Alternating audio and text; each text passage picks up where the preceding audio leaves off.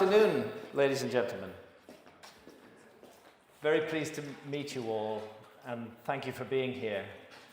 I'm sorry I don't speak Italian, but we have some excellent interpreters, so let's hope for the best. This is going to be quite a long talk. It might be, I don't know, 2 hours, 2.5 hours, and then we'll have question and answer. I hope it's not too long. All right, so this is the, can we get these lights off behind the screen, Seb, as we arranged beforehand? We've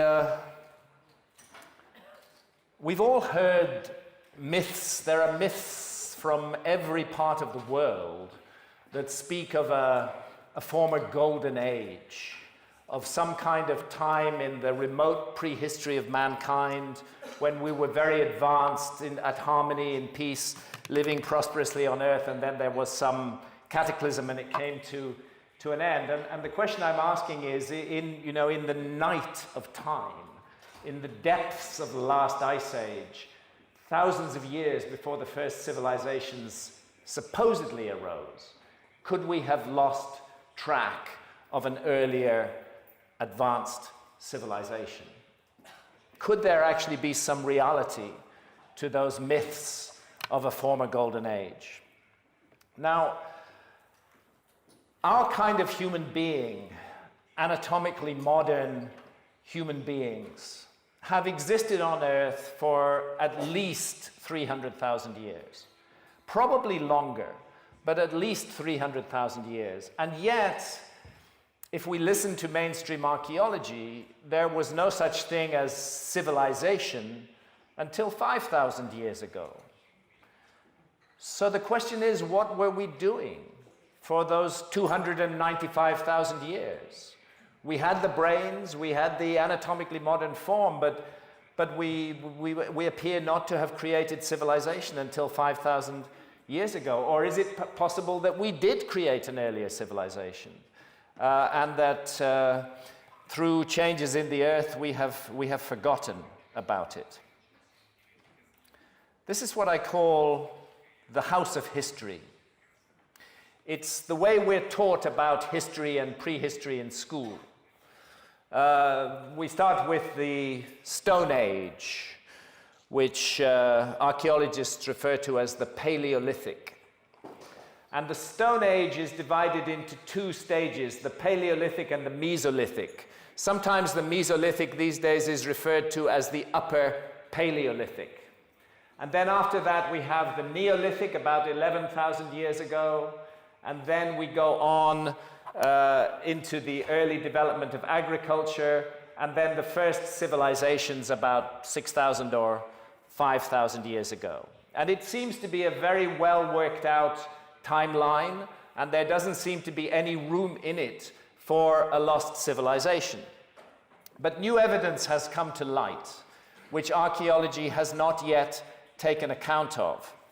And this new evidence concerns a global cataclysm referred to as the Younger Dryas cataclysm that occurred between 12,800 years ago and 11,600 years ago. And it's right there in the foundations of the house of history.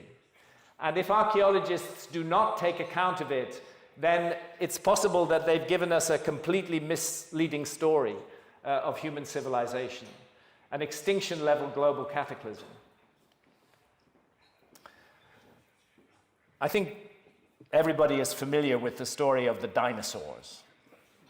We all know that the dinosaurs were made extinct by a cosmic impact, either an asteroid or a comet, which hit the Earth 65 million years ago. In fact, the most recent information is that it was almost certainly a comet rather than an asteroid. One of the differences between comets and asteroids is that comets travel extremely fast, much faster than asteroids, and therefore they pack a great deal of kinetic energy. The scientists who exposed the cataclysm that brought the dinosaurs to extinction began with evidence from a layer in the soil, a layer of earth, a very blackened, burnt layer of earth, which contained what scientists refer to as impact proxies, the kind of chemical and molecular results of a powerful impact which is bringing great heat and great shock. And they include iridium, carbon microspherules, nanodiamonds, shocked quartz, and melt glass. You know, when the nuclear explosions were first set off, when they were testing nuclear bombs in America, they found that the heat was so great that it would turn sand into glass. And in these layers of soil, they found the same kind of features that they found in powerful nuclear explosions. So there's that impact spherule layer. That was the first clue that something terrible had happened to the world 65 million years ago. But the scientists, they were a father and son team, Luis and Walter Alvarez, who made this discovery. For the first 10 years, when they proposed this discovery, they were subjected to the most savage and severe attacks from other scientists. Other scientists refused to believe that such a cataclysm could have occurred, and they wanted to find some other explanation. And they kept saying, you know, you've shown us the impact proxies, the nanodiamonds, the carbon spherules, and so on, but you have to show us the crater before we'll believe you. And it took them 10 years, but eventually they found the crater. The crater is in the Gulf of Mexico, and it's deeply buried beneath the Gulf of Mexico, partly beneath the Yucatan Peninsula and partly in the Gulf of Mexico itself. Since the discovery of that crater, there's been no more argument, and it's generally accepted that it was a comet or an asteroid that made the dinosaurs extinct. These extinction-level events, these world-changing events, change everything. Of course, this is a joke, but they turned what happened with this event was it turned dinosaurs into chickens. It was that bad.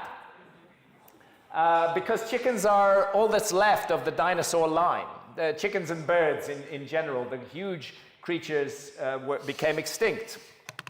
At the same time that when the dinosaurs were masters of the world, skulking in the primeval forests was a little mammal. Looked like this. It was a kind of shrew. But that mammal is ancestral to all of us. What happened when the dinosaurs were made extinct was that the mammals that had been going nowhere suddenly had an opportunity that they could expand into, and the mammalian line began to evolve very rapidly, and so that's why we say, meet your 65-million-year-old mother. It's a fact. The human race would not be here if the dinosaurs had not been swept out of the way. So these extinction-level events are world-changing events. NASA would like us not to be concerned about them. They say it's not a problem. Events of that kind only occur once every 100 million years. I wonder how NASA know that. I wonder how they know and can tell us that the universe is so Germanic in its timekeeping that every 100 million years exactly it sends a cataclysm, and otherwise there's no problem. Many scientists disagree with NASA's position, and I'm showing some of them here. The late Sir Fred Hoyle, Chandra Wickram Singh, Victor Klug, Bill Napier, for example. They disagree with NASA's comfortable position, and they suggest that actually the cosmic environment of the Earth is much more dangerous than NASA tell us, and that it has been more dangerous for a very long time. Here's a curious thing about comets. There is not a single culture in the world where the appearance of a comet in the sky is regarded as good news. It's always regarded as bad news. There seems to be a tradition coming down from deep prehistory that there's something very dangerous and negative and worrying about comets. And you know what? That that's absolutely correct. And we know that now because of what took place in 1994. Many of you will remember the case of Comet Shoemaker-Levy 9, which hit the planet Jupiter in 1994, the entire event being photographed and filmed by NASA. What Comet Shoemaker-Levy 9 did is what actually all comets do eventually. It broke up into many different fragments. The original large object broke up into more than 20 fragments. Some of these fragments may have been as much as 1 kilometer in diameter. And those 20 fragments all hit the planet Jupiter, a swarm of comet fragments. And those impacts with the planet Jupiter were absolutely devastating. If those impacts had been upon the Earth, none of us would be here today. The combined explosive power of the impacts was 300 gigatons. If you were to take the entire nuclear arsenal of the Earth and blow it up all at once, it would be just 6.4 gigatons. So we have to understand that we're dealing with a cataclysm on an almost unimaginable scale. And this is the moment when I would like to say, thank you, Jupiter. Because Jupiter is the guardian of our planet, the giant guardian of planet Earth. Jupiter, circling in the outer solar system with its huge gravity, draws in most of the comets that would hit the Earth. It's been a friend to our planet for a very, very, very long time. It keeps on taking blows that otherwise would hit us. But every now and then, a comet gets through, and gets through into the inner solar system and into an orbit that crosses the orbit of the Earth. And actually, we're seeing bits of former comets all the time. I think everybody has seen shooting stars, meteors. And what NASA are explaining here is what a meteor shower actually is. Whether we call them the Leonids or the Perseids or the Orionids or the Taurids, all meteor showers are the remnant of a former disintegrated comet. Each one was once a whole comet, and it broke up into multiple fragments, some large, some small, and those fragments are the meteor shower. And again, NASA says we shouldn't worry about the meteor showers because most of the fragments in them are very small and they're very unlikely to hit the Earth. But again, a number of scientists are in complete disagreement with NASA on this. And they draw attention in particular to what is called the Taurid meteor stream. And it's called the Taurid meteor stream because it appears to come towards us from the direction of the constellation of Taurus. When you look up in the sky and you see the shooting stars coming in, they seem to be coming from the direction of the constellation of Taurus. Of course, they are not coming from Taurus. They're in the solar system, but visually that's where they appear to come from. We had an encounter with an object from the Taurid meteor stream in 1908. And fortunately, that encounter took place over an uninhabited area of Russia. It took place over Siberia. It's called the Tunguska event. And it was a bit of the former giant comet that made up the Taurid meteor stream. It wasn't even a large bit.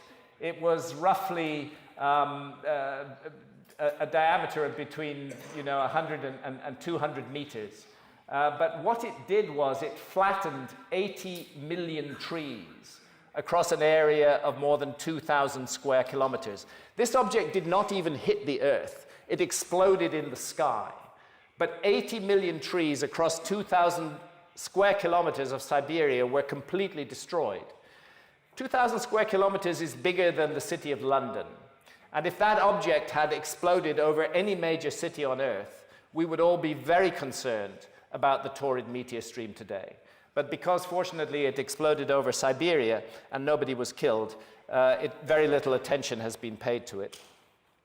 This is a graphic that the Taurid meteor stream is, you can envisage it as a giant tube of debris. And within that tube, there are many different filaments or threads of debris. And it's 30 million kilometers wide. And the Earth passes through it twice a year, in June and again in November. And each passage takes 12.5 days. So for 12.5 days, twice a year, we are in interaction with objects in the torrid meteor stream. And yes, many of those objects are small, dust-sized objects. But known objects within it include Comet Encke, which is 5 kilometers in diameter, Comet Rudnicki, which is 5 kilometers in diameter, Comet Olgiato, 2 kilometers in diameter, and in fact, 19 of the brightest near-Earth objects are in the torrid meteor stream. A very detailed astronomical study has been made of the torrid meteor stream, and this article, published in the monthly notices of the Royal Astronomical Society in the UK, presents the conclusions. And the conclusions are that about 20,000 years ago, a very large comet got past Jupiter, and it entered the inner solar system. And it entered the inner solar system on an orbit that crosses the orbit of the Earth. For the next 8,000 years, nothing very much happened. The Earth and the comet kept missing each other, and the comet began to break up into multiple fragments, making it much more likely that there would be an encounter. And that encounter occurred roughly 12,900 or 12,800 years ago, when many different fragments of that comet hit the Earth, creating a gigantic cataclysm on Earth. And just as the astronomers have been studying the torrid meteor stream, so also a group of geologists and earth scientists have been studying the consequences on the ground. And I'm showing some of these individuals here, and they include some very major and leading mainstream scientists. This is not, fringe material that I'm talking about here. I'm talking about mainstream science done by leading scientists in their field. And they started out investigating a mystery. And the mystery is to do with the last ice age. 21,300 years ago, approximately, the last ice age reached its maximum extent. At that point, we had gigantic ice sheet covering North America and Greenland, and a gigantic ice sheet covering northern Europe, with other ice sheets elsewhere. Now, of course, ice is frozen water. And what happens is that during an ice age is that the water that evaporates from the ocean falls and freezes as ice. And the result is that sea level gets much lower.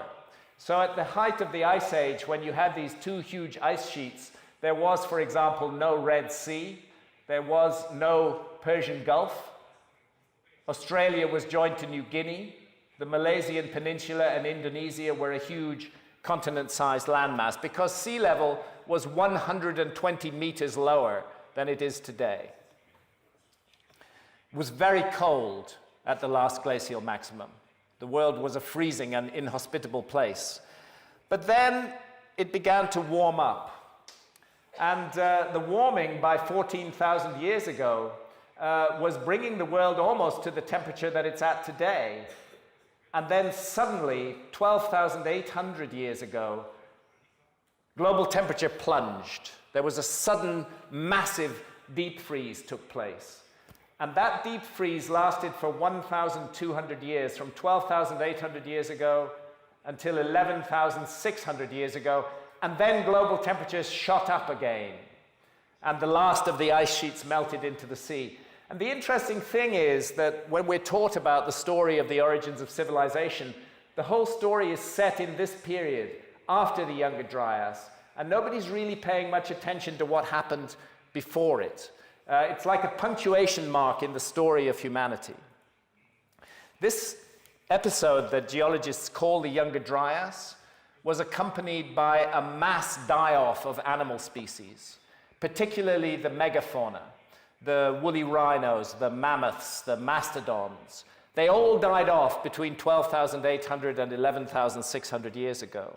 And the epicenter of the cataclysm was the Americas. North and South Americas suffered the worst extinctions that took place anywhere in the world. But it was global. This extinction was not confined to the Americas. It was all over the world.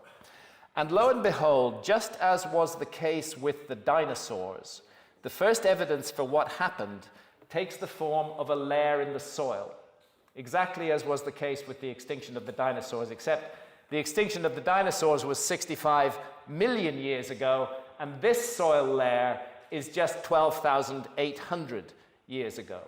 And it's full of exactly the same impact proxies, the iridium, the nanodiamonds, the melt glass, and so on and so forth. And it's called the Younger Dryas boundary layer.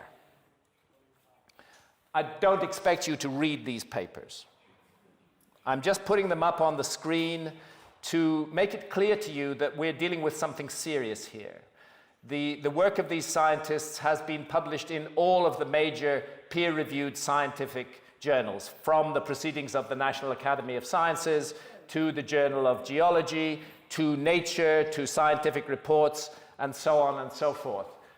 This one from 2014, for example, in the Journal of Geology, is identifying a nanodiamond-rich layer across 3 continents, consistent with major cosmic impact 12,800 years before the present.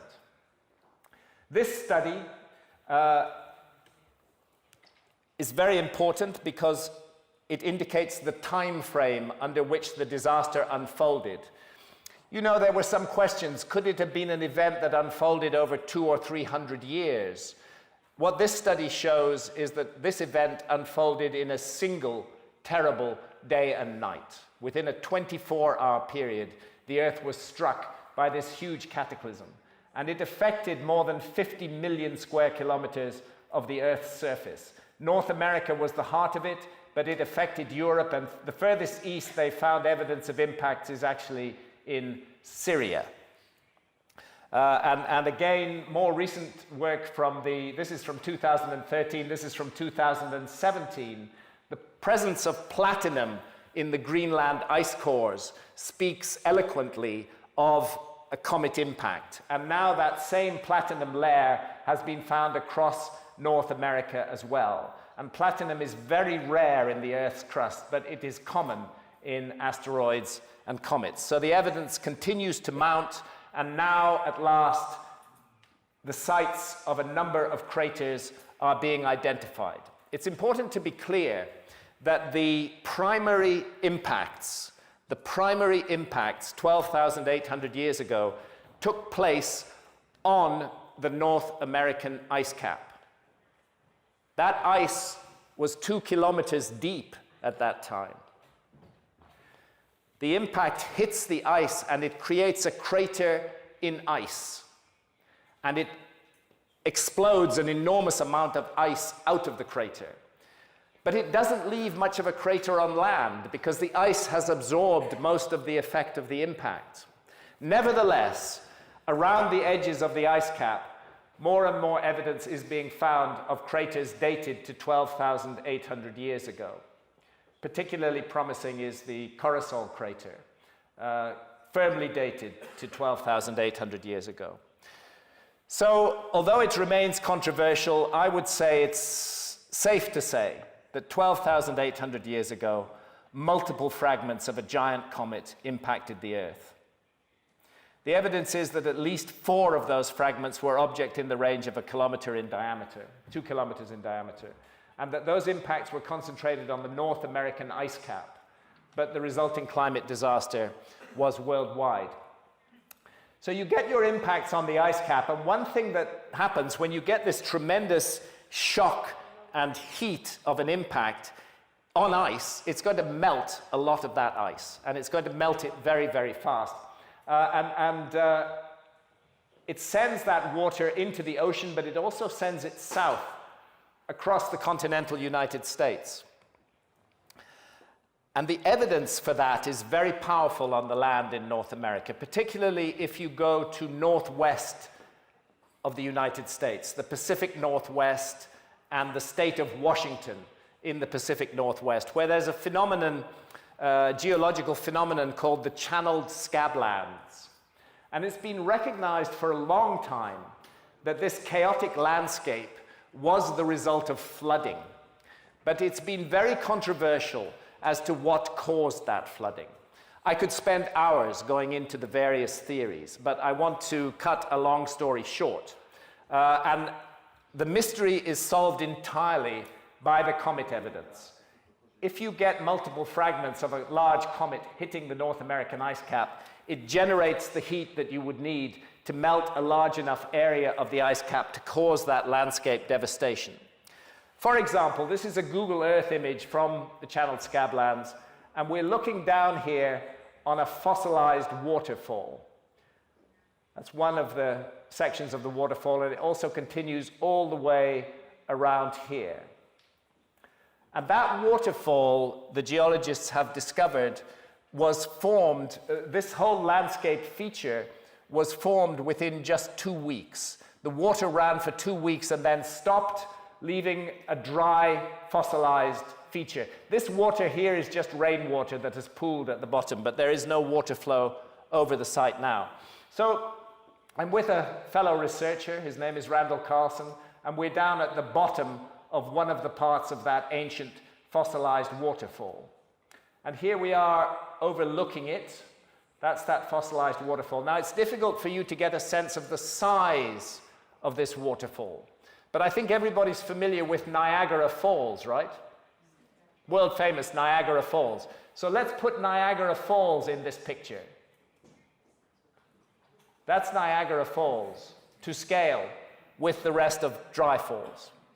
And Niagara Falls is the result of more than 12,000 years of the work of the river, whereas dry falls were created in just 2 weeks. What is flowing over, what is creating this fossilized waterfall was a giant flood. And that giant flood was not just water. It was filled with whole forests that had been ripped up by their roots. It was filled with rubble and boulders and thick mud. And most of all, it was filled with icebergs, because the ice cap had been shattered and flooded, and icebergs broke off it. And so you're dealing with a slurry of thick, erosive material, which is cutting out the landscape and creating features like this. And then when the flood stops, the feature is left as a fossil. For example, this is the town of Wenatchee in the Pacific Northwest. Down here at the bottom of the valley, and up here at the top of the valley. The top of the valley is 500 feet above the bottom of the valley. But this rock lying here doesn't come from this area. It comes from more than 100 kilometers further north. How did it get there? How did it end up on the side of this valley? And it's a really big rock. That's me standing on top of it. Actually, this rock is calculated to weigh 18,000 tons. And it got there in an iceberg the size of an oil tanker. That iceberg was carried on the floodwaters 500 feet deep. It caught against the valley side and it was trapped. As the floodwaters receded, the iceberg was left on the valley side. The ice melted away and exposed this huge boulder that it was carrying. Many icebergs contain rocks. And it's not alone. In that part of North America, right across the landscape, you can see thousands of giant iceberg-rafted rocks like this. This one, they actually call this Boulder Park, because there's so many of these huge rocks, each one of which was carried there in an iceberg, and each one of which testifies to the gigantic scale of the cataclysm that swept North America. We've all been to the beach, and we all know what current ripples are. As the tide goes out, the water creates patterns on the sand. And the patterns are quite small. You might have, they might be a few centimeters high and a few meters in length. But if we go to the Pacific Northwest, to the Camas Prairie in America, we find current ripples that are on a truly gigantic scale. You know, nature is fractal. What it does at a small scale, it can also repeat at a large scale. And it repeated it at a large scale on the Camas Prairie. We're in the middle of the Camas Prairie here. That's a car. Those are the ripples. And that's just to give you a sense of the scale of this. We must imagine the most forceful and enormous flood of water that is capable of creating ripples that are 30 feet high and 300 feet in length. And in fact, we've been talking about this part of North America, but the evidence for the disaster continues all the way across North America. Whether we're talking about the St. Croix River in Minnesota with these gigantic potholes, or whether we're talking about the Finger Lakes of New York State, they're all the results of flooding. And a very recent study has drawn attention to something else that had not been considered properly before, which is to do with precisely what happens when you have a massive impact on an ice cap. The Laurentide ice sheet, an impact around here, would excavate a crater in the ice and would send out on ballistic trajectories ice boulders, which would be cast off in all directions round about. And the interesting thing is that here are the Carolinas, North Carolina and South Carolina, and here is Nebraska. And the earth of Nebraska and the earth of the Carolinas is similar. It's quite soft. And published in the journal Geomorphology is a study that connects this to the comet impacts. Here are the Carolina bays. There are thousands of them, these elliptical marks on the landscape. And that's what they look like from the air. And actually you can see that the Carolina bays are all oriented in a particular direction. They're oriented from the northwest to the southeast. But other similar formations are found more than 1,000 miles to the west. And those are the Nebraska rainwater basins, and they're oriented from the northeast to the southwest. So this is a normal photograph, but when you put LiDAR over it, you can see the features in Nebraska very clearly. The same elliptical patterns as you see in the Carolinas, but oriented from the northeast to the southwest instead of in the other direction. So there's the Nebraska rainwater basins, oriented from the northeast to the southwest, and there's the Carolina bays oriented in the other direction. And the explanation is very simple, that the explosion of the ice here sent ice fragments in this direction and in this direction, and that accounts for the elliptical nature of the bays and for the different orientation of those in Nebraska and those in the Carolinas. And it appears that the impact that caused this was over what is now Michigan, and the evidence is very strong that the Carolina bays and the Nebraska rainwater basins are yet another result of those comet impacts 12,800 years ago. I don't expect you to read all of this, but Zamora's conclusion is that the continental United States were devastated by these impacts, that the food chain was destroyed as we get this crushed ice over half of the United States. It's freezing cold, the food chain is destroyed, animals die out, human beings die out. It's a cataclysm almost beyond belief. The water didn't only go south across North America, it also went into the ocean, into the Atlantic and the Pacific Oceans. But the floodwater, the icy floodwater entering the Atlantic Ocean 12,800 years ago had an extraordinary effect. I think we've all heard of the Gulf Stream. The Gulf Stream takes warm water from tropical regions and takes it up to cold northern regions and then recirculates it, and it's part of the central heating system of our planet, if you like. And what that icy meltwater did was it interrupted the Gulf Stream. It stopped the Gulf Stream completely for 1,200 years, and that's why the world got incredibly cold then. But then 11,600 years ago, after those 1,200 years had passed, the Earth warmed up again very suddenly. And this, just as the beginning was a cataclysm, so also the end of the Younger Dryas was a cataclysm. And it was accompanied by an enormous sea level rise as the last ice sheets collapsed into the ocean. And the late Sir Fred Hoyle, the astrophysicist, professor of astronomy at Cambridge University, suggested that this was caused by an interaction with the same torrid meteor stream. Other objects fell out of the torrid meteor stream. In 12,800 years ago, the impacts were on ice. 11,600 years ago, the impacts were in a major ocean, almost certainly the Pacific Ocean. This had two effects. Firstly, tidal waves and enormous flooding all around the world. Secondly, a huge amount of water vapor cast up into the upper atmosphere, which creates a greenhouse effect and accounts for the sudden rise in temperatures that took place then. So those are the key dates. 12,800 years ago, it begins with a cataclysm. 11,600 years ago, it ends with a cataclysm. We know a number of interesting things about 11,600 years ago. That is the date that geologists identify with what they call meltwater pulse 1b, a sudden release of an enormous quantity of meltwater into the world ocean, truly a global flood.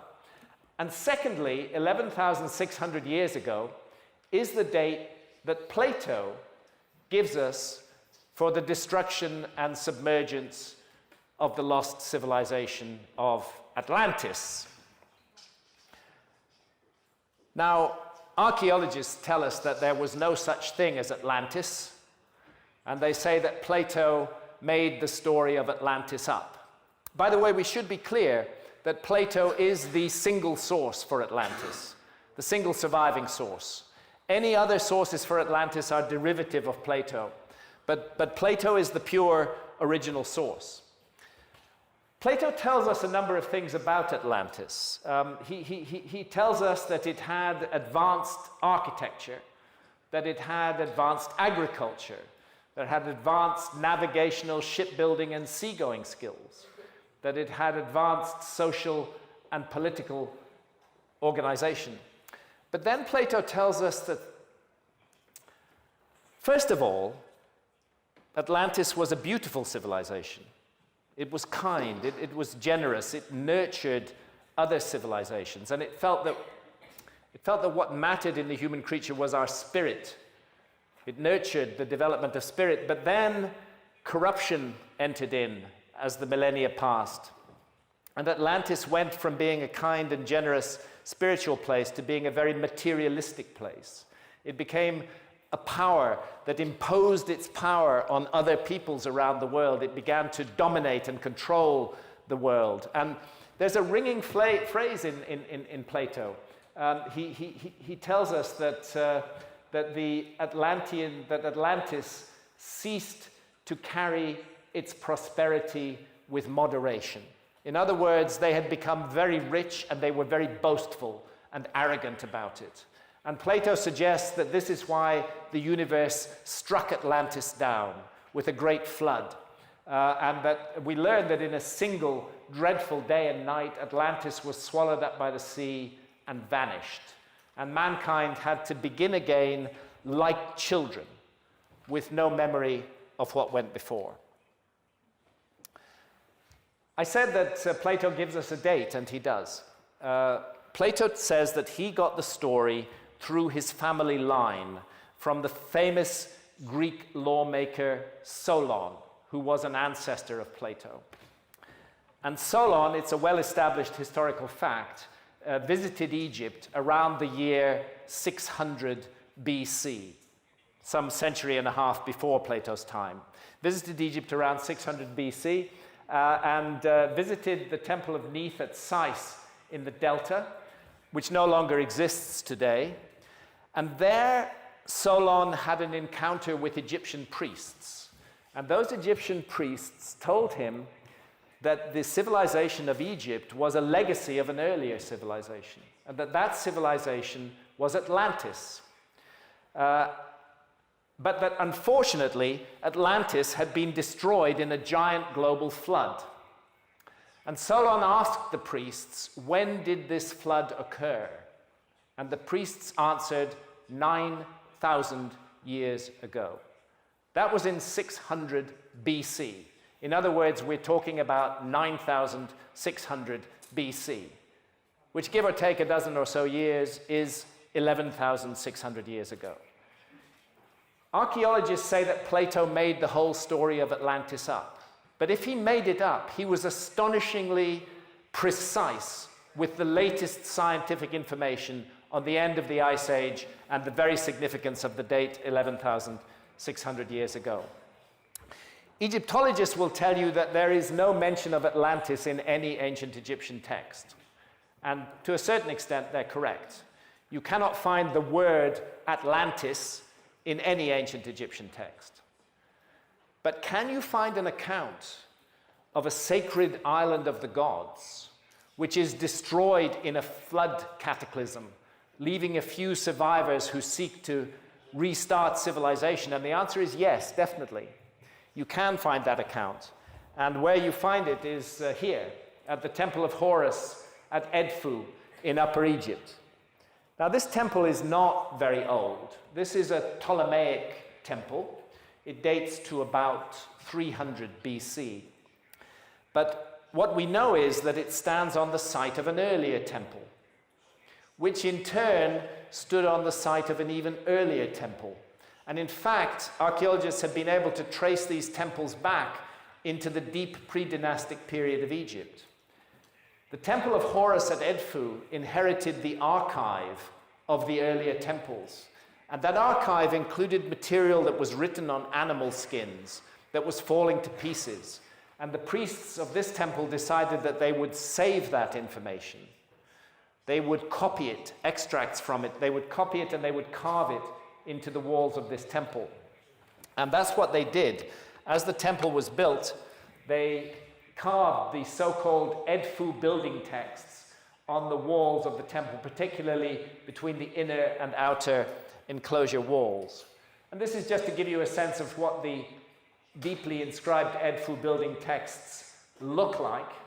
And broadly speaking, what they're telling us of is of an island that was called the homeland of the primeval ones. And it was destroyed in a great flood. But there were survivors. And the Edfu texts tell us that some of those survivors came to Egypt. And there they set about trying to rebuild civilization. And they established what are referred to as primeval mounds all over the land of Egypt. And these primeval mounds were a kind of cosmic blueprint. They were to be the site of all future temples and pyramids that would be built in Egypt. No structure should be built on a place that was not sanctified by the primeval ones. And there's a reference to a serpent in the sky which assaults the island and pierces it and causes the flood. And many ancient cultures spoke of comets as serpents. It's clear from the Edfu texts that the survivors of this cataclysm went to many places, not just to Egypt. There's a specific word that is used in the texts for the wanderings of the survivors and how they traveled all over the world and how their project was to give a rebirth or reincarnation to their destroyed civilization. They wanted to start it again. And therefore they settled amongst less advanced people and began to teach them their skills. And that's why it's interesting that 11,600 years ago, as well as being Plato's date for the destruction of Atlantis, as well as being the date for meltwater pulse 1b and the end of the Ice Age, is also the date that archaeologists now tell us that megalithic architecture and agriculture were invented at a place called Göbekli Tepe in Turkey. Göbekli Tepe is an incredibly important archaeological site that is changing everything we know about our past. And it's up here in Anatolia, in Turkey. And this is an aerial view looking down on one area of the excavations. And I just want to compare it with Stonehenge. When we think of megalithic sites, everyone thinks of Stonehenge. Well, first of all, Stonehenge is much smaller than Göbekli Tepe. And secondly, Stonehenge is 7,000 years younger than Göbekli Tepe. Göbekli Tepe is 11,600 years old. So here's the kind of fantasy that archaeologists are working with on Göbekli Tepe. They tell us that 11,600 years ago, a group of hunter-gatherers who had never created any kind of architecture before woke up one morning equipped with the skills to create what turns out to be the largest and most sophisticated megalithic site ever built on Earth. They'd had no practice, no experience, but one day they just knew how to do it. And as well as that, that same morning, they knew how to invent agriculture and to domesticate plants. It sounds like a fairy tale to me. I think what we're looking at is a transfer of technology. I think that we are looking at the survivors of a lost civilization who came and settled amongst the hunter-gatherers at Göbekli Tepe, created this project as an initiation device, and began to teach them the skills of agriculture. And Göbekli Tepe is an amazing and eerie place on a truly gigantic scale, and many of the pillars there are beautifully and mysteriously carved. And here I am in 2013, and I'm talking to Klaus Schmidt, who was the discoverer of Göbekli Tepe and the principal excavator of Göbekli Tepe for the German Archaeological Institute. Unfortunately, Klaus died of a heart attack in 2014, but he was very kind to me on my first visit to Göbekli Tepe in 2013. Generally, archaeologists don't like me, and when I turn up at the site, they either throw me out or walk away themselves. But Klaus knew who I was, and he actually spent 3 days of his precious time really showing me around the site very carefully, and I'm enormously grateful to him. He's making 2 points to me here. The first is that Göbekli Tepe was deliberately buried. The site ran for 1,000 years. It started 11,600 years ago, and roughly 10,600 years ago, it was closed down. It was not destroyed, it wasn't vandalized, it wasn't damaged. This is not sediment. We must envisage teams of hundreds of people with buckets filled with rubble and stones, and they're pouring them in on top of the stone pillars, and they're covering them up completely. And they don't stop there, but they actually create a hill over the top of the site. And that's what Göbekli Tepe means in the Turkish language. It means pot-bellied hill. And for thousands and thousands of years, nobody knew that anything was buried underneath it until Klaus Schmidt got to grips with it. The other thing he's telling me is that they've only really started work on the site. They've been over the whole site with ground-penetrating radar. And what they know is that there are hundreds and hundreds of pillars still under the ground, which await excavation. And that by any standards, when you take into account the still buried parts of Göbekli Tepe, we are looking at the largest megalithic site on Earth. And that megalithic site is in a very interesting place. It's between the headwaters of the Euphrates and the Tigris rivers, which of course brings us to Mesopotamia and to the ancient historical civilization of Sumer. And interestingly, the Sumerians, the Mesopotamians, had a long tradition concerning a global flood, concerning a cataclysm, and concerning the individuals, the 7 sages, who brought the gifts of civilization. And they're often depicted like this figure, oddly with a fish on his head. And then he's holding this funny little bag. And actually, they all hold the same peculiar little bag, which I refer to as a man bag. They're all carrying these man bags. And they were remembered as teaching advanced astronomical and geonetic knowledge including all the skills necessary for planning and setting out a city. So we see these peculiar little bags in Mesopotamia, but oddly enough, we also see them in Central America. This is the oldest image of Quetzalcoatl, the feathered serpent, from an Olmec site in the Yucatan. And Quetzalcoatl was also a bringer of civilization, exactly like the 7 sages of Mesopotamia, and he is depicted inside a feathered serpent, holding the same sort of bag that we see in the Mesopotamian imagery. And those bags also turn up on top of one of the pillars at Göbekli Tepe. And in the case of Göbekli Tepe, we know that they're 11,600 years old. I suggest that we're looking at the badge of office of a brotherhood of civilizers who traveled the world trying, but not quite succeeding, to restart civilization. And of course, Mesopotamia is in the same general area as Egypt. So let's go to ancient Egypt, to the pyramids and the amazing Great Sphinx of Giza.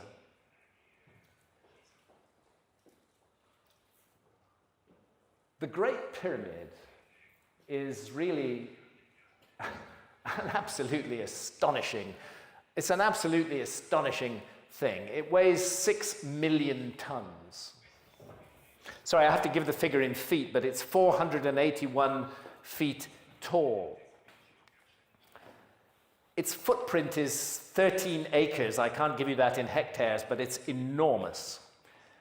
And this whole huge structure, the last surviving wonder of the ancient world, is so precisely positioned in its alignment to true north, south, east, and west that the error is just 3/60ths of a single degree of true north. We're not talking about magnetic north, which you see on your compass and which varies from decade to decade. We're talking about true astronomical north.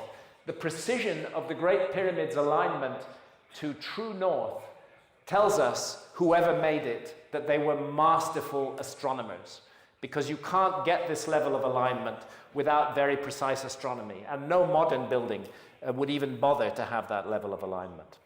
Something else, if you take the height of the Great Pyramid and multiply it by a very special number, which is 43,200, the figure that you get is the size of the polar radius of the Earth. And if you measure the base perimeter of the Great Pyramid and multiply it by the same number, 43,200, you get the equatorial circumference of the Earth. Actually, Egyptologists know this, but they say it's a coincidence. I don't think it's a coincidence. Long before our ancestors in Europe even knew that the Earth was a planet, the Great Pyramid encoded the dimensions of our planet on a scale of 1 to 43,200. Now, the Egyptologists say, well, so what? I mean, what's significant about 43,200? Surely it's just a random number. You know, there's no meaning to this. It's entirely coincidental. But that's not true. The number 43,200 is a highly significant number. It belongs to a sequence of numbers that have been encoded in ancient myths since myths began. And those numbers derive from a key motion of the Earth. You see, the Earth, as well as spinning on its own axis, over a period of just under 26,000 years, it also wobbles on its axis. And the result of that is that the pole star, which is presently Polaris, has not always been Polaris and will not always be Polaris. It was, for example, Thuban in the constellation of Draco. Sometimes the extended north pole of the Earth just points at empty space and there is no pole star. The other effect of precession is observable on the horizon, and it concerns the 12 constellations of the zodiac, which in ancient times were thought to define the character of the age in which we live.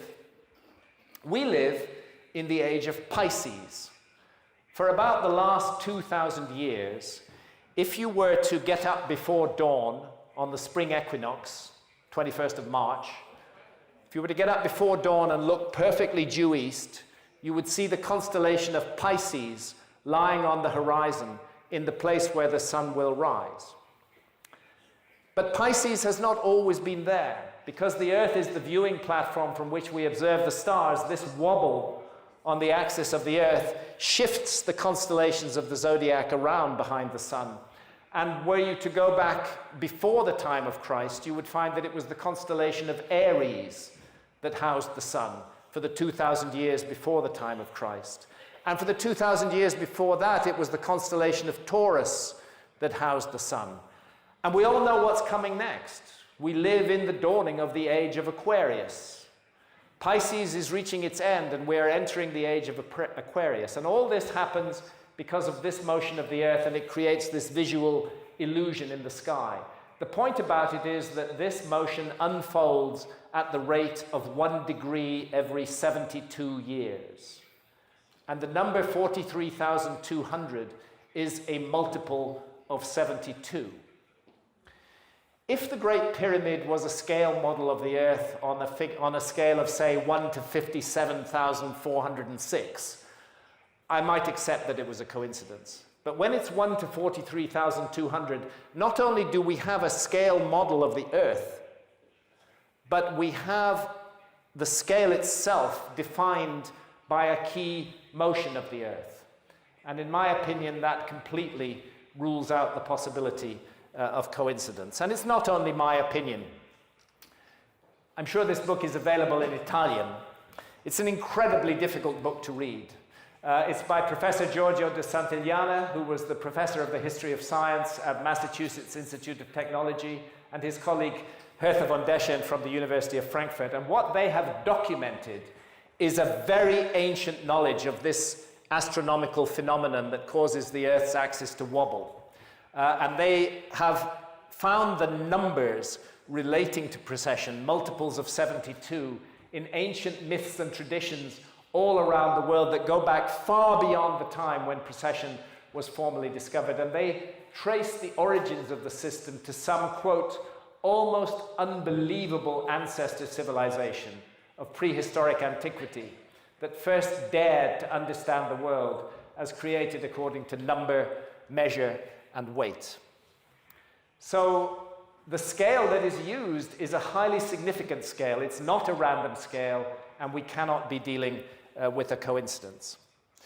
Something else about the Giza monuments, as well as giving us a scale model of the Earth, with a scale defined by a key motion of the Earth itself, they also give us a date. This is the Great Sphinx, and the Great Sphinx looks perfectly to the east, perfectly due east. This is what you see if you climb up illegally on the back of the Sphinx at most times of the year. That's the back of the Sphinx's head. If you were there at the summer solstice, the 21st of June, the sun would be rising over here. If you were there at the winter solstice, the 21st of December, the sun would be rising over here. So far to the south of east on the winter solstice, far to the north of east on the summer solstice. But if you go there on the equinox, 21st of March, and also the 21st of September, and you stand behind the back of the Sphinx's head, you see what the Sphinx is seeing. The Sphinx is looking directly at the rising sun on the equinox. And that makes the Sphinx what archaeoastronomers call an equinoctial marker. It is designed to connect heaven and earth, above and below, on that special day, on the equinox. It's a marriage of heaven and earth. And if you were the ancient Egyptians, who were very aware of the skies, and you were going to create an equinoctial marker in 2500 BC, which is the date that archaeologists say the Sphinx was made, then you should have made your Sphinx in the shape of a bull. because this was the age of Taurus. The Pyramid Age is the age of Taurus. But weirdly, the Sphinx is in the shape of a lion. And we believe that originally, I and my colleagues, that the Sphinx was entirely a lion, and that in ancient Egyptian times, its lion head was cut down into the human head that it has today. That's why the head is so small by comparison with the rest of the body of the Sphinx. We think that the original leonine head was heavily eroded and damaged, and the pharaohs decided to recarve it. So the interesting thing, because of that phenomenon that changes the positions of the stars, is that if you go back far enough in time, you will come to a moment which is the age of Leo. We live in the age of Pisces, the age of Aquarius is coming, we know about the age of Aries, the age of Taurus. The age of Leo was when the constellation of Leo, the Sphinx's celestial counterpart, would lie due east on the horizon in direct line with the gaze of the Sphinx an hour before dawn on the spring equinox. And then as the sun rises and the sun bisects the horizon, you find that the constellation of Orion is lying due south on the meridian with the three belt stars of the constellation of Orion in the pattern of the three great pyramids on the ground. And this, of course, is the remarkable breakthrough work of my amazingly gifted genius colleague, Robert Bauval, rightly world famous for his Orion correlation discovery. This particular combination only occurs between 12,800 and 11,600 years ago. So what confronts us at Giza is a three-dimensional representation of the equinoctial sky as it would have looked throughout that period from 12,800 to 11,600 years ago. And we now know that that was a period marked by dramatic earth changes. It may seem odd that some ancient culture would have used gigantic monuments and the stars to spell out a date. But supposing you wanted to send a message to the future, and supposing you couldn't be sure that in 10 or 12,000 years' time, anybody would speak your language. And indeed, even if you wrote it down on a document which nobody might be able to translate, perhaps the document would not survive. What you want is a way to send a message to the future that clearly spells out a date. And the way to do that is to use the motions of the stars and the fixed cycles in which they change.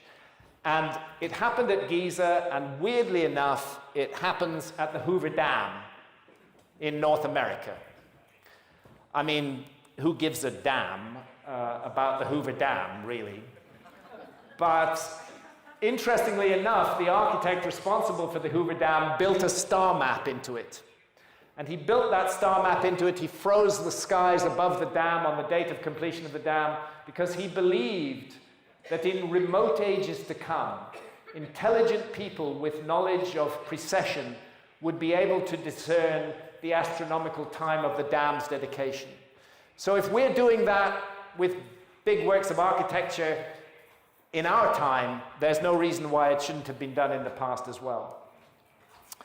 Göbekli Tepe, the discovery of Göbekli Tepe, really changes and should change everything about our view of megalithic architecture. Not so long ago, this huge megalithic complex was found in the Sicilian Channel, and it's been covered by seawater for more than 9,000 years. Before Göbekli Tepe, there would have been no context in which to place such a site. I'm also interested, when we look at the general shape of Göbekli Tepe, how similar it is to the megaliths on the Spanish island of Menorca. The same T-shaped pattern is seen there. And I'm wondering whether the megaliths on Menorca have been misdated. There is a problem with dating stone architecture and megalithic sites. There isn't really a scientific test that can tell you when a piece of stone was cut. Radiocarbon dating doesn't do it. Radiocarbon dating dates organic material. So when an archaeologist tells you that a particular megalith is a particular age, what they're actually telling you is that they found a piece of charcoal or carbon or bone underneath the megalith. They dated that and they then conclude that the megalith is the same age as that organic material. But it's possible to get artificially young dates because of this. Organic material can intrude from younger levels. And I think that Göbekli Tepe requires us to consider the dating of every megalithic site on Earth. For example, the general appearance of Göbekli Tepe is very similar to the appearance of the megalithic temples of the island of Malta. Yet the megalithic temples on the island of Malta are supposed to be at most 5,500 to 6,000 years old. Is it possible that they too are much older than we've been taught, and that mistakes have been made regarding the dating of these temples? I'm on Malta with a researcher named Anton Mifsud. He's actually the chief pediatrician at the main hospital in Valletta, but he's also a very keen amateur archaeologist.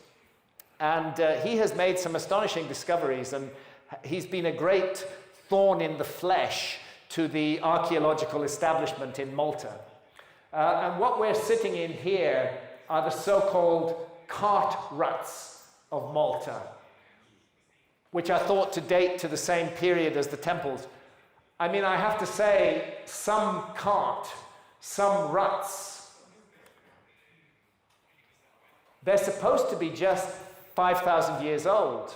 But if you go diving off Malta, in fact off this very point as we did, you will find that the cart ruts continue underwater. They continue underwater down to a depth which means that they were last above water more than 12,000 years ago.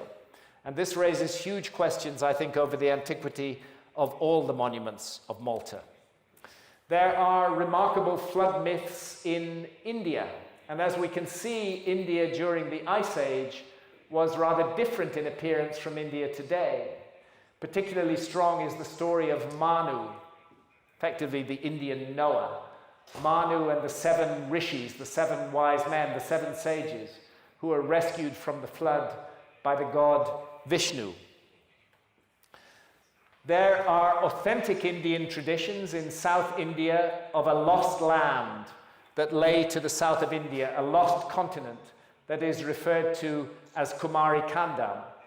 And we can now say, with the evidence we have from the end of the Ice Age, that India did indeed extend much further to the south during the Ice Age than it does today because of those lowered sea levels. And here are 2 particular places in India where we went diving to follow up traditions. One of them is Pumpahar in Tamil Nadu, and the other is Mahabalipuram, also in Tamil Nadu. Before I show you the pictures, I'll have to say that diving in the coastal waters off India is quite a dirty business.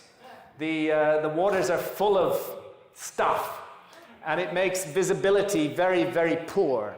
So we did our best. It's my wife Santa, of course, who takes all of the photographs, and here is what we find underwater off Pumpahar.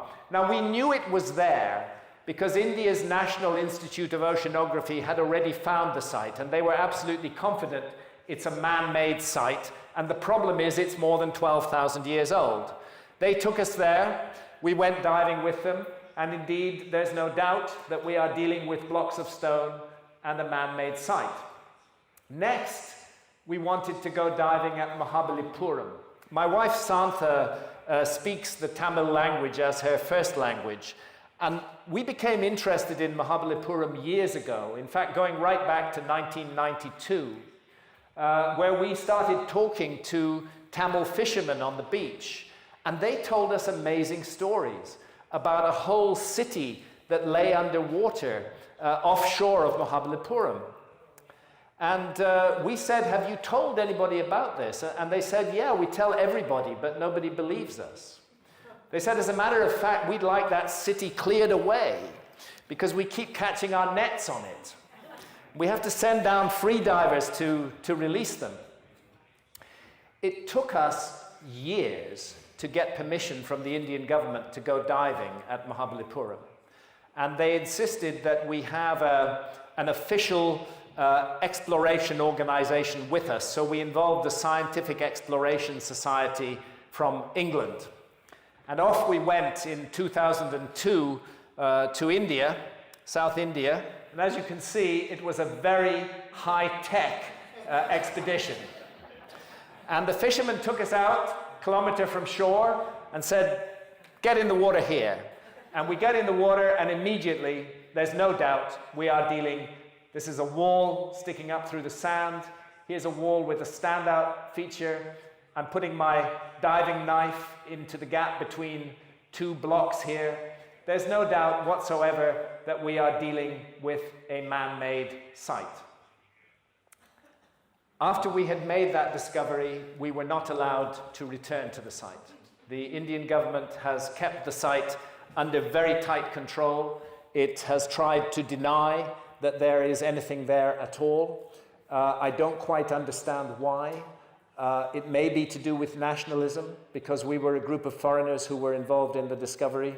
The matter is still playing out. Go to Japan. There are, again, incredible traditions of a flood and of underwater structures. There's a legend of a fisherman who rescues the daughter of a sea god, and she takes him to her underwater kingdom.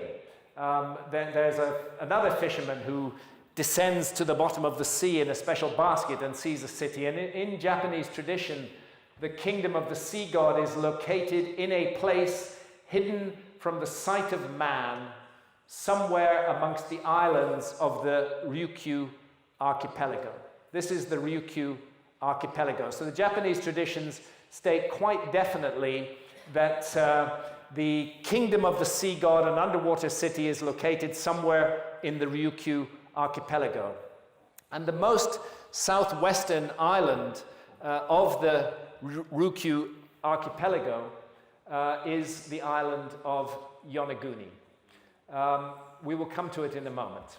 What I want to draw your attention to now is that above water in Japan, there are also many megalithic sites. Most people don't know this. Japan is a megalithic culture.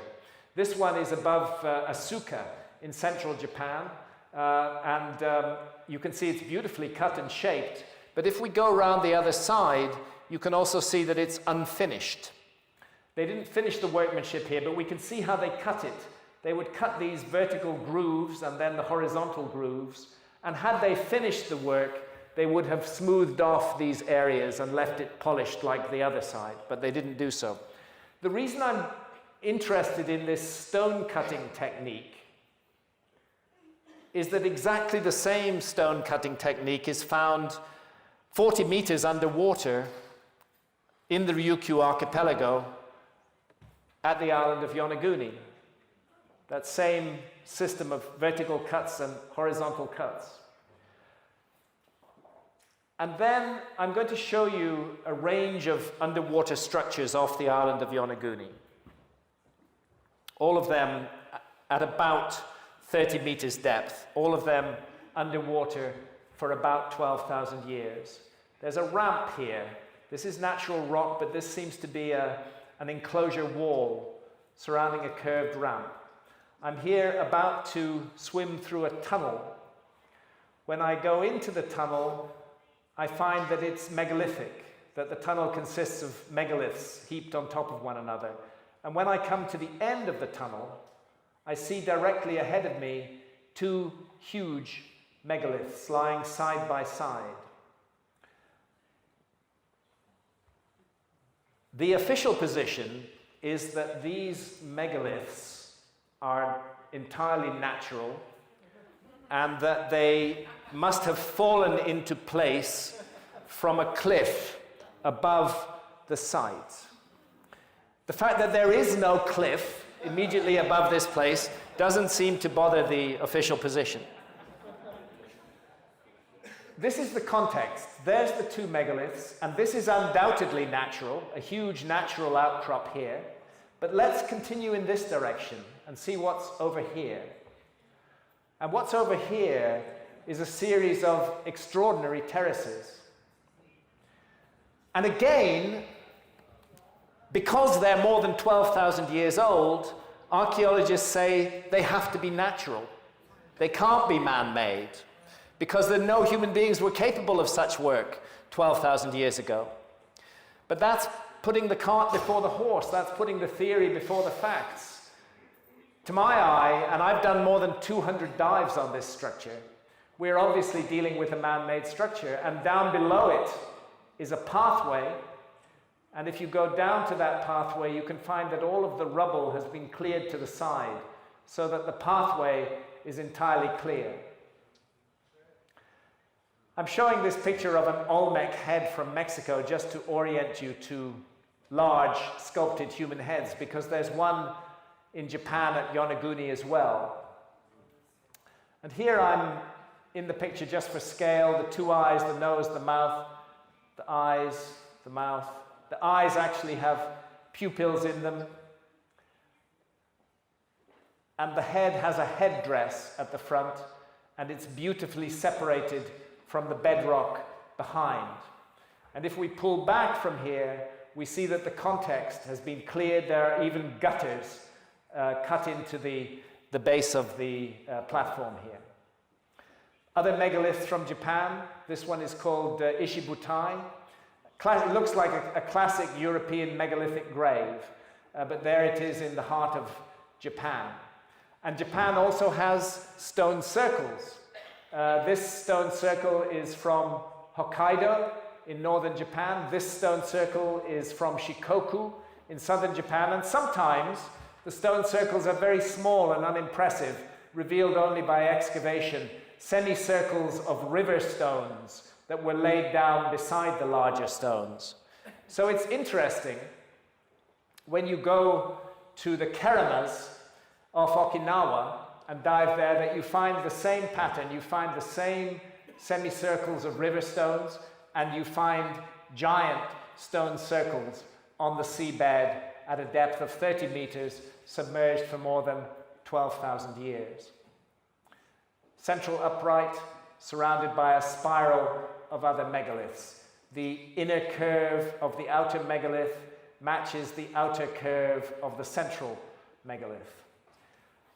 If we go on from Japan to the island of Tinian, we can see huge megalithic structures there. Actually, Tinian was the island on which the Americans used as the base to fly the Hiroshima and Nagasaki bombs. Go further east from Tinian, and you come to Micronesia. And in Micronesia, again at a depth of more than 30 meters, lying on the seabed, there are columns, exactly like those Tinian columns. And as we come up from the sea bottom, we start finding more curious features, and then obviously man-made features. And we come up higher, and that's where we've been diving. That's the bay, and it's in front of Nan Madol on the island of Ponape in Micronesia. And this whole bay, which was dry land during the Ice Age, is full of man-made structures. And that's what you find at the top. Archaeologists are only interested in dating this, the most recent structure. They haven't paid attention to the older submerged structures underwater. The building technique in Nan Madol involves the use of columnar basalt. This is basalt that forms naturally into a column-like form, but is very useful as a building material. If we go over to Indonesia, on the island of Java, there's a structure called Gunung Padang, which is built of the same materials and uses the same building techniques. There's Nan Madol, there is Gunung Padang. And I visited Gunung Padang several times with an Indonesian geologist, and his name is Danny Hilman Natawijaja. And he's in fact Indonesia's leading expert in megathrust earthquakes. He's a highly experienced geologist, but he's also interested in archaeology. And when he took a look at this site, which is supposed to be just 2,000 years old, his geological knowledge puzzled him. There was something about the site that didn't feel right. It stands on top of what was thought to be a natural hill. But Danny's view was, could this be a man-made hill? Could we be looking at some kind of pyramid here? So he brought in a team of fellow geologists, and they did a thorough survey of Gunung Padang using the latest remote sensing technology. And what they found is that this is just the most recent level of an extremely ancient structure that people have been working on for what appears to be more than 20,000 years. They put down drill cores and they brought up pieces of worked stone together with datable organic materials. And initially, the dates they started to get were not too disturbing, but then they got older and older. And we find dates of, you know, going back 28,000 years, 23,000 years. The site is very complicated. It appears to have been worked and reworked by many different cultures over many different periods of time for thousands and thousands of years. There are cavities inside this pyramid. In fact, there are 3 identifiable chambers within the pyramid, and obviously it's a matter of great importance to excavate it thoroughly. My second visit there was with the geologist Robert Schock from Boston University, and again with Danny Hillman. The evidence that Danny showed us that this is a man-made structure and that it's extremely old was very compelling. And in fact, the next step then for Danny was to get permission to excavate the structure. And he got actually the president of Indonesia at that time, President Susilo Yudhoyono. He got him to come to the site and he showed him the same material that he had shown us, and he said, can we have permission to excavate this site? And the president said, you bet, absolutely. Go ahead and excavate this site. This could be incredibly important for the history of mankind. Archaeologists didn't like it. They don't like it when other people get into their territory. They particularly didn't like the fact that they were dealing with a geologist. And they wanted the money that was going to be spent on excavating Gunung Padang to be spent elsewhere. Unfortunately, there was a change of president.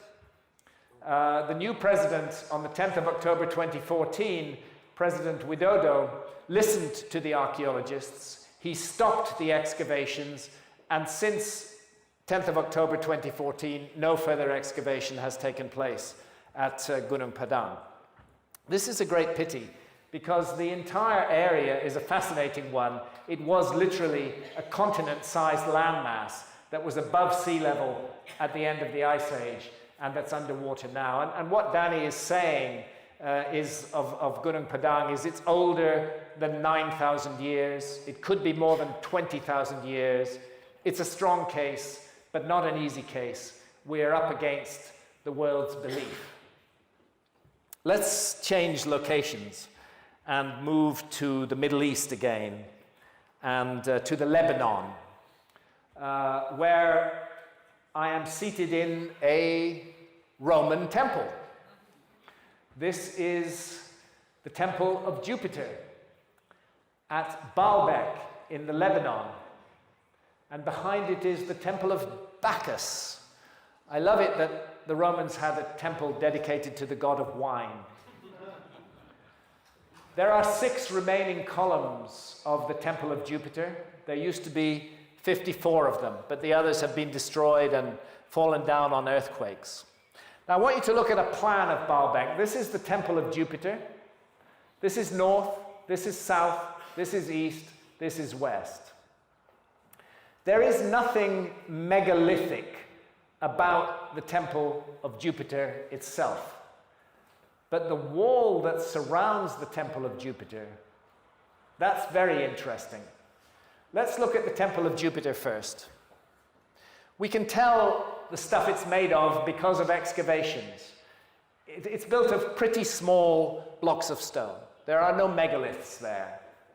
You can see quite clearly in the temple platform. But if we go to that wall which stands separate from the temple, This is the south side of the wall. And there's the north side of the wall. I'm looking down on it from the top of the temple. We see huge megaliths.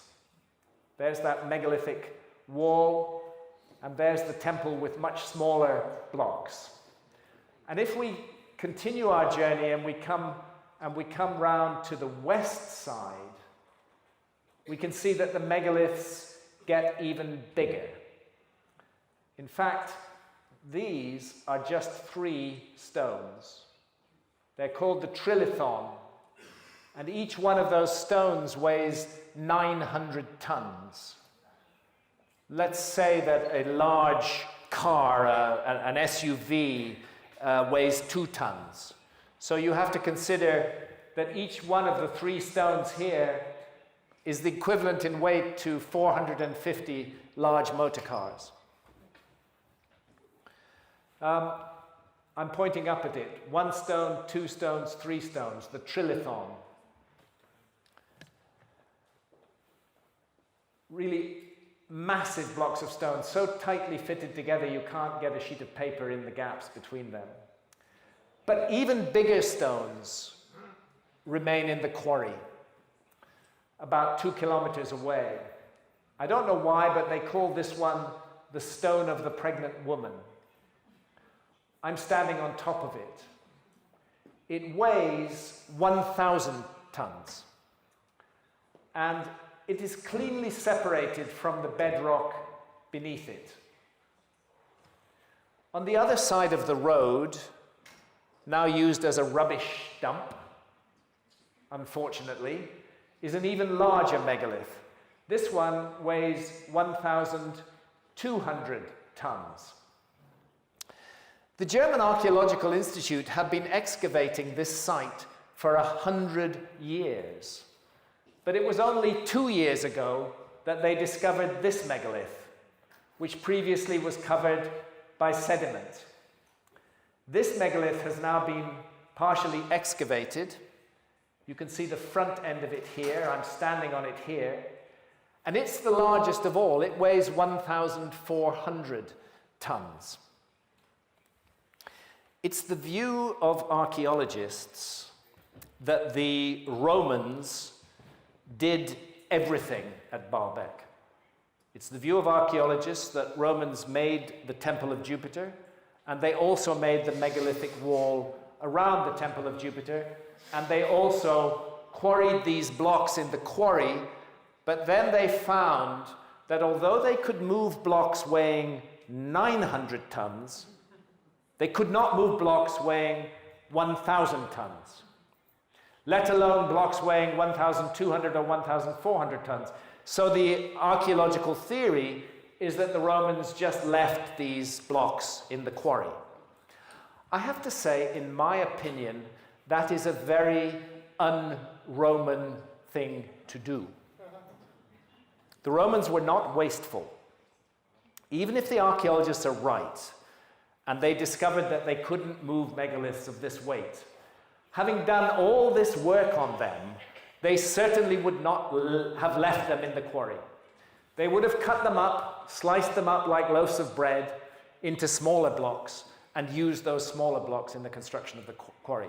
My suggestion is the Romans never knew these blocks were there, that the whole thing was completely covered by sediment, just as this one still was until a couple of years ago, and that we are looking at the remains of prehistoric civilization.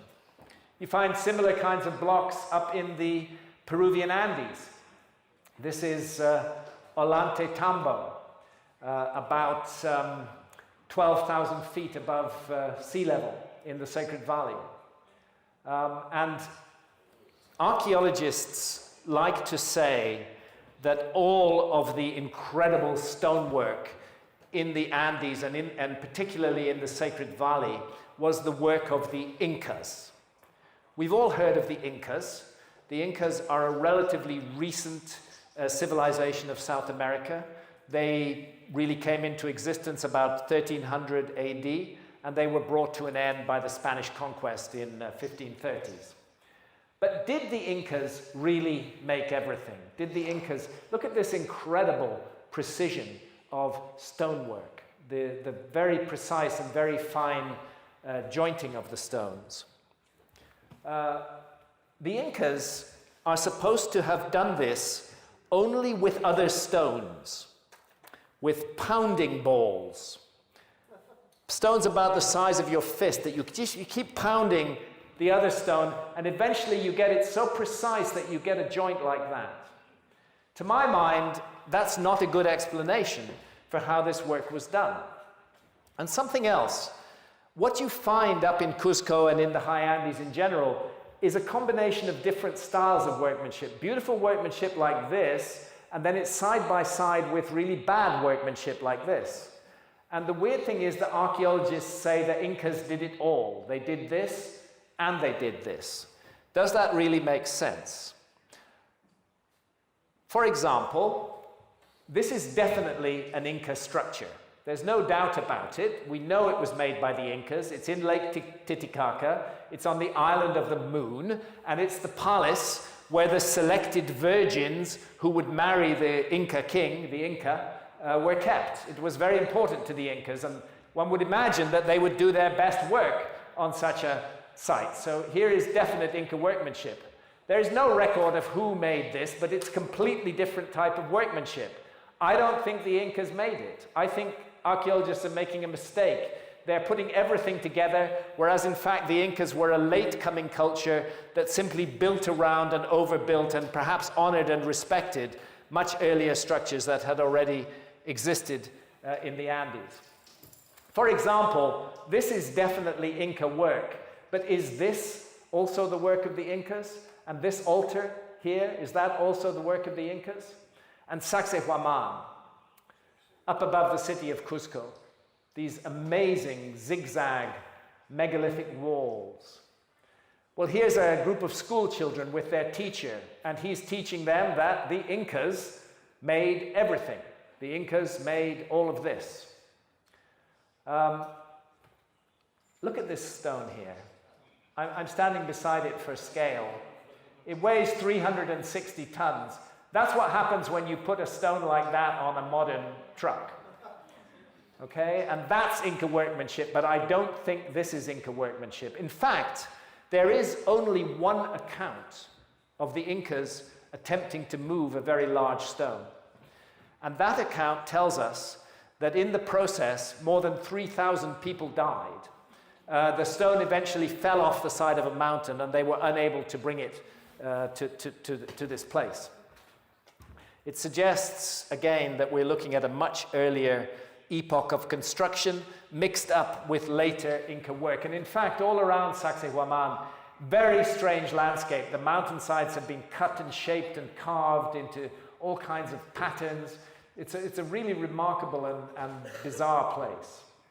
And I am there with Jesus Gamarra. And Jesus Gamarra is himself a descendant of the Incas. He and his father before him have researched the megaliths of the Andes for best part of a century between them. Jesus is 78 years old now. And the conclusion they have come to is that the Incas definitely did not make everything. If anybody had a vested interest in giving everything to the Incas, it would be Jesus. But he's honest, and he says, no, the Incas didn't do this. There was a much earlier culture that did the majority of this work. And that what the Incas did was they came along and they honored and respected the earlier sites by building their inferior workmanship around it. And you see this curious scooping and scalloping of the stones. And what Jesus is suggesting is that whichever remarkable ancient civilization created this site, they had a way of softening stone.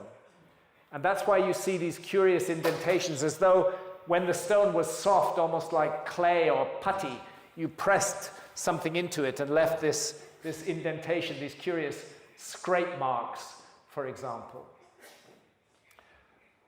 We're still near the city of Cuzco here, but now let's go over to Tiwanaku in Bolivia. Again, gigantic stonework there, massive, massive blocks of stone. I can't put this into meters, but Tiwanaku is 14,000 feet above sea level. You know it when you're at that altitude. It's hard to breathe. You have to get acclimatized. You get terrible headaches. So how were people moving, blocks of stone that weigh hundreds of tons up at this altitude? And there's some very peculiar pieces. I mean, of course, with our alphabet, we recognize this as the letter H. We don't know what it looked like to the ancients of Tiwanaku, but this very precise sculpting of the stone is rather fascinating. And then if you take an aerial view, we're looking down on the Akapana pyramid, one of the key features of Tiwanaku, largely destroyed. And next to it, the so-called Kalasasea, which is a huge rectangular structure. And in the far corner of the Kalasasea, a feature called the Gateway of the Sun, which has been moved in modern times, but which originally stood dead center in the Kalasasea. This Kalasasea, the wall part of it, these bits, the wall, is an archaeological fantasy. The archaeologists reconstructed it according to how they thought it should have looked. But what was there originally were these huge megalithic columns. The stuff in between them has been put there by archaeologists. The megalithic columns were the original site. And we're looking down on the Kalasasea again. This Gateway of the Sun was originally positioned here.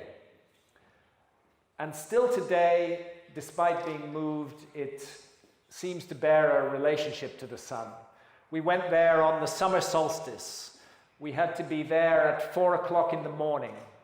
Tiwanaku at 4 o'clock in the morning is an extremely cold place, but a wonderful place to visit. And here's the thing. The alignment to the summer solstice sunrise is not perfect in our time today, but it was perfect 12,000 years ago, because as well as the motion of the Earth that I've already told you about, there's also a change in the tilt of the axis of the Earth, and that would have aligned the summer solstice sunrise perfectly with the orientation of the Kalasasea in 10,000 BC, 12,000 years ago. Go back to Göbekli Tepe. The pillars at Göbekli Tepe have this curious letter H on them, just like the letter H that we see at Tiwanaku. And something else, all of the pillars at Göbekli Tepe are anthropomorphic, they're humanoid in form. The T shape at the top is the head of the figure, and the figures have arms, crooked at the elbow, and they have fingers that cross over the belly in front of above a belt. Oddly enough, on the other side of the world, the Easter Island Moai have the same hand position and the same suggestion of a belt. Now, these Easter Island Moai are only supposed to be 700 years old, maybe 1,000 years old at the most. How do archaeologists know the age of the Easter Island figures? We know they can't date the stone directly. What they date is the platform on which the statues stand, and these platforms are called ahu. And what they're looking for is bits of organic material that are between the stones of the platform, and then they make the deduction that the statues are the same age as the platform and as the organic material found in the platform. But there's obvious problems with that immediately, because when you go around to the back of that platform, you find that an ancient Easter Island head has actually been used in the construction of the platform. And that tells us that the Easter Island figures must be older than the platform itself. Is it possible that a later culture came to Easter Island, found these very ancient statues, and erected them on platforms, giving us a falsely young date for the statues themselves? For example, there are some parts of Easter Island where the statues are still buried. This is the Rano-Raraku crater. Very eerie and mysterious place, I have to say. Hundreds of Easter Island heads here. And you might imagine, looking at them, that they just go down a meter or so under the ground. But in fact, Thor Heyerdahl, who excavated this site in the 1980s, proved otherwise. These statues actually go down 10 meters underground. 10 meters of sediment have built up since the statue was created. And you have to ask yourself, how long would it take on a tiny island like Easter Island for 10 meters of sediment to build up around these statues? Certainly not 700 or 1,000 years, more like 10,000 or 12,000 years. I had the privilege of knowing Thor Heyerdahl. He was a great man. He was a big believer in Atlantis.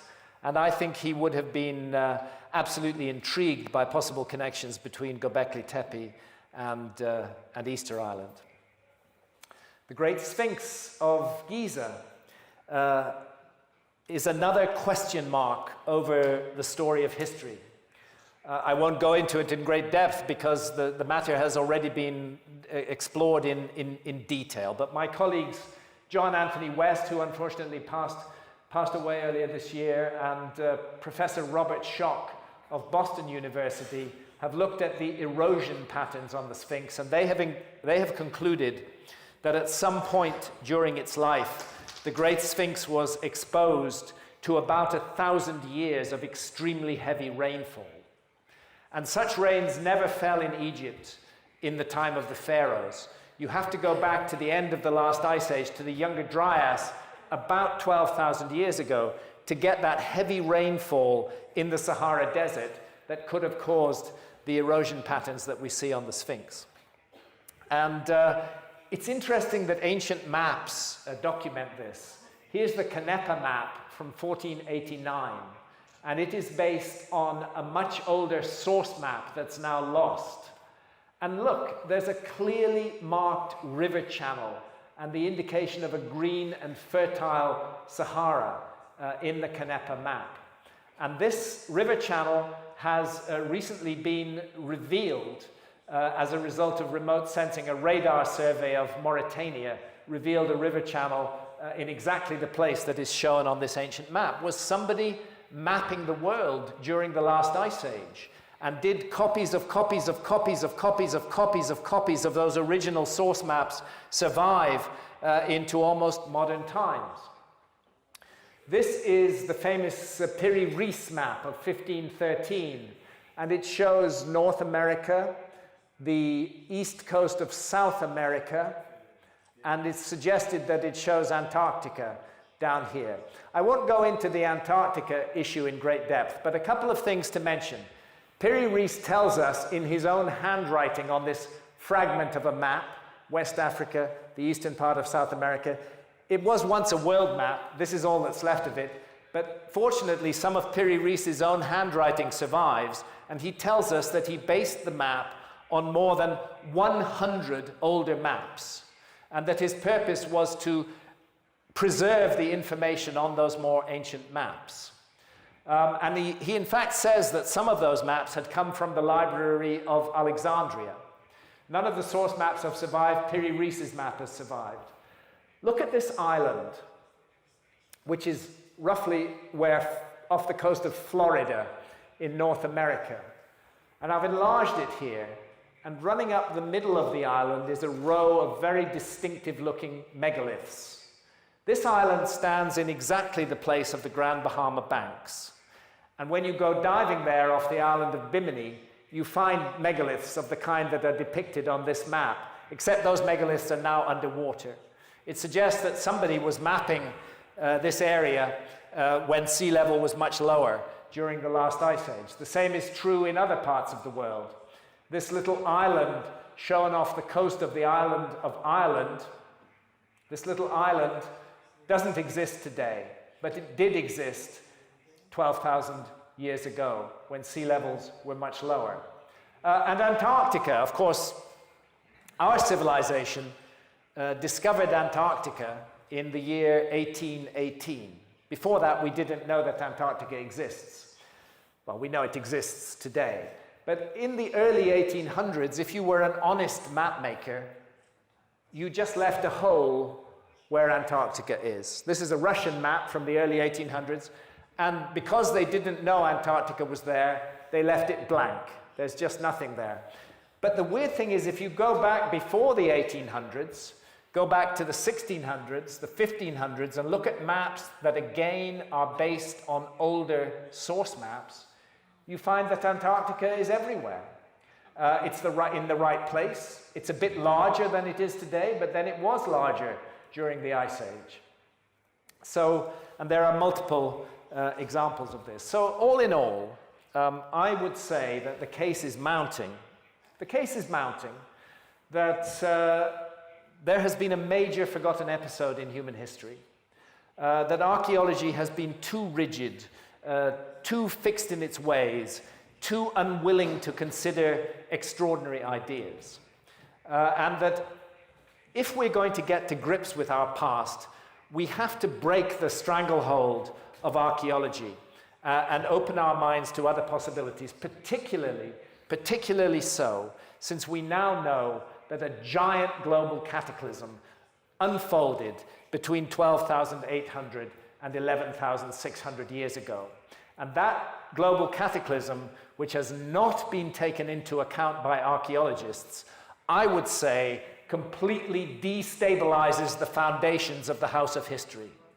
And that we are required, just as you do not build a house on foundations of sand, you do not build your house of history on illusory foundations that don't take account of the most recent and most important evidence.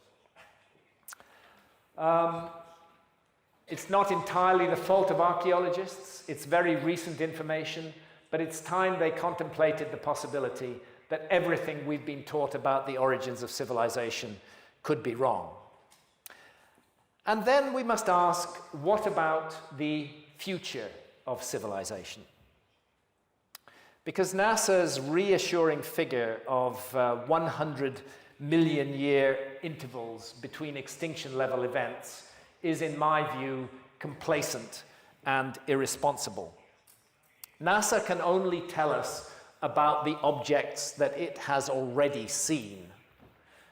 And it's pretty sure that the objects it has already seen are not going to hit the Earth within the next 100 years.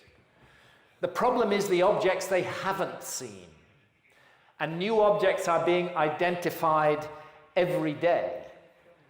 In fact, it's estimated that only 1% of potentially hazardous asteroids have been identified, and that 99% of them, more than 100,000, still await discovery. And it's almost every day now that we get a wake-up call from the universe, where a new asteroid or comet fragment sweeps by that nobody's ever seen before, and it passes between the Earth and the Moon, and we only see it after it's gone. This is why scientists are becoming more and more concerned that we are making a mistake, that we don't live in a safe era, that we potentially live in a very dangerous era. And the gravest danger of all is posed by the torrid meteor stream. And those two periods of danger, in June and in November, when we spend 12.5 days passing through the torrid meteor stream. And that torrid meteor stream, like a great highway, has many different lanes of traffic inside it. And some of those lanes contain very small objects, and some of those lanes contain very large objects. And what I compare it to is putting on a blindfold and crossing an 8-lane highway twice a year and just hoping that you don't meet any traffic. Or if you do, that it might be a motorcycle rather than a truck. As a matter of fact, the scientists working on this believe that the Taurid meteor stream is the greatest collision hazard facing the Earth at the present time. And their calculations indicate that there are probably 200 very large objects within it, and that one of them may be as much as 30 kilometers in diameter. I'm not saying this to spread gloom and doom. We have a choice.